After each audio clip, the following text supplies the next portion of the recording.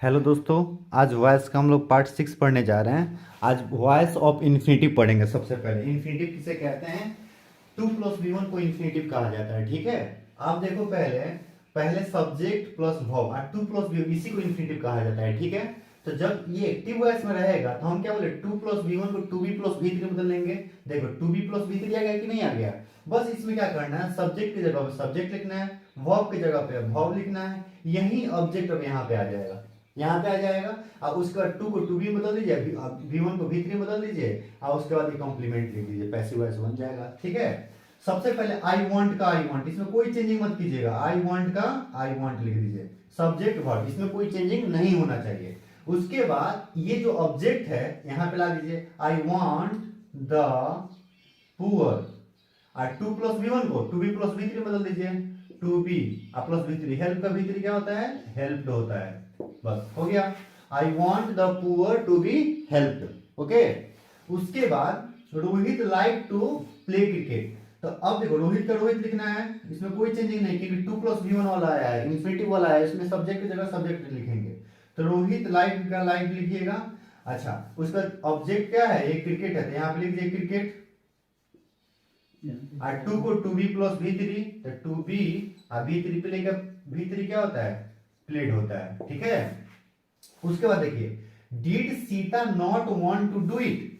तो इसमें क्या होगा? ये verb, helping verb, subject not, यहाँ पे क्या है? v1 है। ठीक है, तो हम क्या बोले हैं कि आपको जहां तक वर्ब है उसको एज इट इज लिखना है। तो डिड का डिड लिखोगे, सीता का सीता लिखोगे, नॉट का नॉट लिखोगे, वांट का वांट लिखोगे, इट ये ऑब्जेक्ट यहाँ पे आ जाएगा, इट।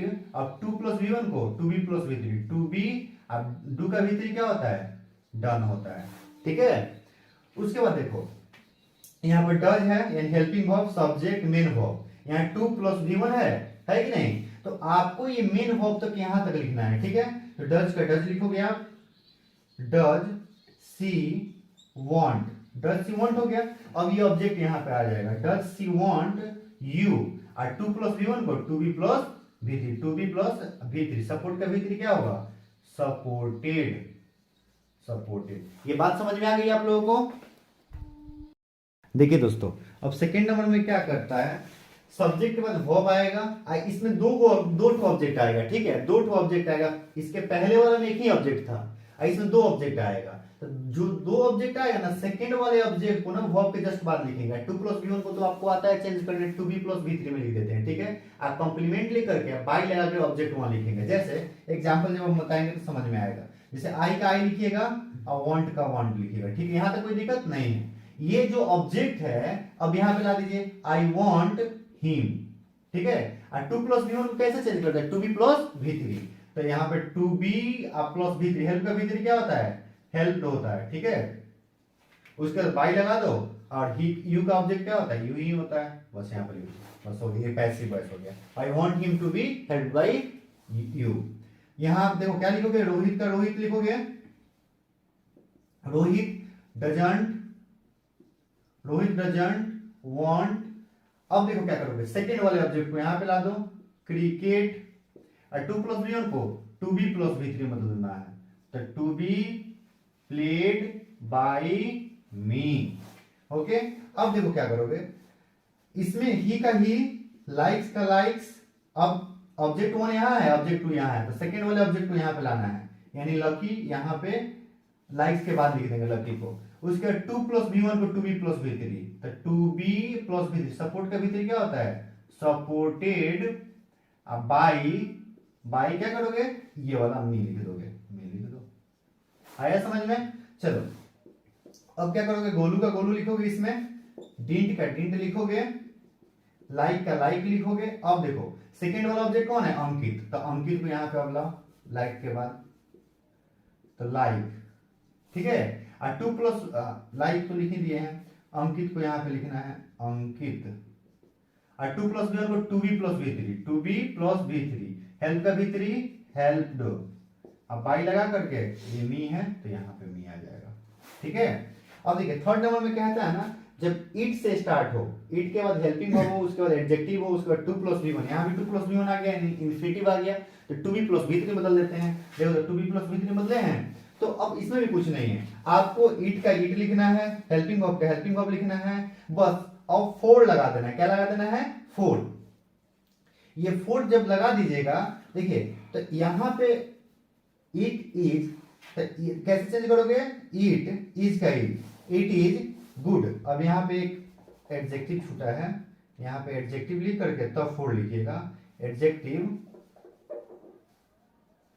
Plus four. ठीक है, अब क्या करोगे बाबू? इट इज गुड, गुड का गुड लिख दिए, उसके बाद इट इज गुड और फोर लगा देंगे। क्या लगा देंगे? फोर। अब इसका ऑब्जेक्ट जो है ना, फोर के जस्ट बाद लिखेंगे, it is good for the poor, it is good for the poor. और to plus V one good, to be plus V three में, तो टू बी हेल्प्ड हो गया, टू बी हेल्प्ड। ओके, उसके बाद देखो इट वॉज वेरी बैड, यहां पे क्या लिखेंगे? इट का इट लिखेंगे, वॉज का वॉज लिखेंगे, वेरी का वेरी लिखेंगे, बैड का बैड लिखेंगे। ठीक है, इट वॉज वेरी बैड। ठीक है, उसके बाद क्या लगाएंगे? फोर लगाएंगे, for them, it was very bad for them. अब टू प्लस बी वन को क्या लिखोगे? To be plus V three, to be harmed. ठीक है, जैसे एक दो सेंटेंस और देते हैं आपको बनाने के लिए। जैसे देखो, it will be good to take hot tea. अब देखो क्या करोगे? ईट का ईट लिखोगे, विल का विल लिखोगे, बी का बी लिखोगे, गुड का गुड लिखोगे। यहां तक कोई दिक्कत? यानी इन्फिनिटिव के पहले जो होगा उसको लिखेंगे, यहीं लिखेंगे। उसके बाद क्या करेंगे? फोर लगा देंगे, फोर। उसके बाद ये क्या है? हॉट टी है, तो हॉट टी यहां पे लिख देंगे, हॉट टी। और टू प्लस बी वन को to be plus V three. Take का बी थ्री क्या होता है? टेकन होता है। क्या होता है? टेकन होता है। ये समझ में आया ना? इसको नोट कीजिए आप। तो देखिए अब फोर्थ नंबर में क्या है, देखिए ईट के बाद हेल्पिंग वर्ब आएगा, उसके बाद एडजेक्टिव आएगा। अब इसमें फोर आएगा, उसमें क्या आ रहा था? एडजेक्टिव के बाद टू प्लस बी वन, यानी इन्फिनिटिव डायरेक्ट आ जा रहा था। इसमें क्या आएगा? फोर के बाद ऑब्जेक्ट वन आएगा, फिर टू प्लस बी वन, ये ऑब्जेक्ट टू प्लस कॉम्प्लीमेंट। तो देखो ईट का ईट लिखना है, जो हेल्पिंग वर्ब होगा उसको लिखना है, एडजेक्टिव को एडजेक्टिव लिखना है, फोर के जगह फोर लिखना है। आज जो ऑब्जेक्ट टू है अब आ जाएगा फोर के जस्ट बाद, और टू को टू प्लस बी वन को to be plus V three बदल देना है, और उसके कॉम्प्लीमेंट और उसके बाद बाई प्लस ऑब्जेक्ट वन लिख देना है। ये वाला ऑब्जेक्ट वहां पे लिख देना है। जैसे देखिए यहाँ ईट का ईट लिखोगे, इज का इज, गुड का गुड, यानी फोर के पहले जो है सब का सब लिख दीजिए। उसका जो लास्ट वाला सेकंड जो ऑब्जेक्ट है ना, उसको यहाँ पे लिख दीजिए फोर के जस्ट बाद। इंग्लिश हो गया। अच्छा, टू प्लस बी वन को to be plus V three, to be plus V three. Learn का बी थ्री क्या होता है? लर्नेड। ठीक है, लर्नेड होता है। उसके बाद बाई लिखोगे और उसके बाद यू का यू लिखोगे। ठीक है, यहां तक कोई दिक्कत नहीं है। चलिए फिर ईट का ईट, हम क्या बोले? फोर के पहले जो है सेम टू सेम लिख दीजिए। It will be bad, it will be bad for. अब देखो, अब सेकेंड ऑब्जेक्ट क्या है? अदर्स है, तो अदर्स लिखोगे, अदर्स। और टू प्लस बी वन को to be plus V three बदलोगे, to be plus V three. Laugh का बी थ्री क्या होता है? लाफ।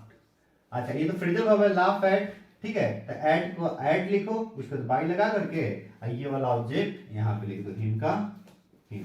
ठीक है, अब देखो, अब फिफ्थ नंबर में ये कहता है देयर हो या हेयर हो, उसका ऑब्जेक्ट सॉरी उसके बाद वर्ब जो लगता है ना, ये ऑब्जेक्ट के अनुसार लगेगा। ठीक है, ये वाला जो ऑब्जेक्ट है इसके अनुसार ये वर्ब लगेगा। उसे टू प्लस बी वन, ये भी इन्फिनिटिव आ गया, तो to be plus V three बदल देंगे, तो आपको आता है इन्फिनिटिव को, यानी टू प्लस बी वन को हमेशा to be plus V three बदल देते हैं।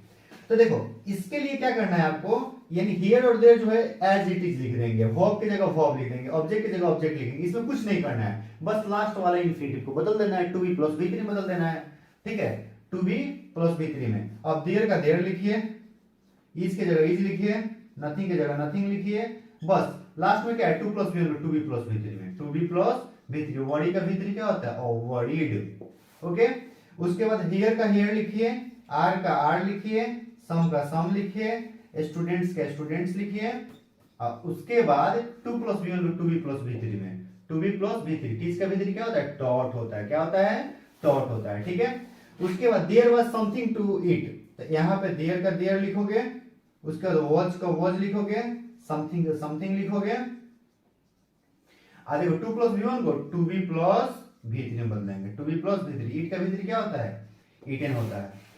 देखो बच्चों, आप लोगों को हम बताना चाहते हैं कि देखो ये जितने भी हम पढ़ाए हैं आपको, ये आपके लिए मानिए कि रामबाण का काम करेगा, ठीक है। बेसिक से लेकर के एकदम एडवांस तक। यहाँ पे अगर एक बार कोई भी चैप्टर पढ़ो, उसका दोबारा पढ़ने की कहीं जरूरत नहीं है, कहीं भी जरूरत नहीं है। कितने भी टफ से टफ एग्जाम हो, या आप बेसिक जो भी एग्जाम होगा तो वो तो आप लोग बना ही लेंगे, लेकिन इंडिया के जो भी टफेस्ट एग्जाम है उसमें भी ये सब काम करेगा, ठीक है। जो भी हम चैप्टर पढ़ाएंगे उसके बाद सिर्फ उसको पढ़ना है और उसको क्वेश्चन बनाना है, इंप्लीमेंट करना है उस क्वेश्चंस पे, और आपसे एक भी क्वेश्चन नहीं छूटेगा, ठीक है। Thank you for watching this video. Thank you.